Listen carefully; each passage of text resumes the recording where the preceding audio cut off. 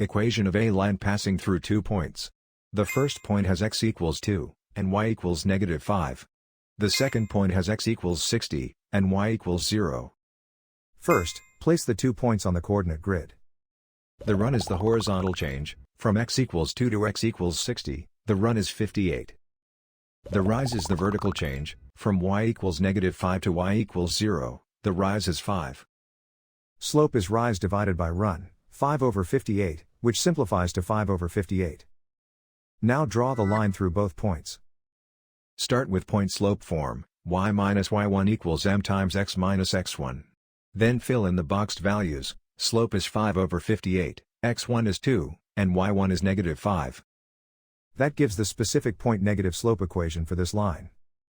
Finally, solve for y to get slope negative intercept form. The graph and the equation describe the same line.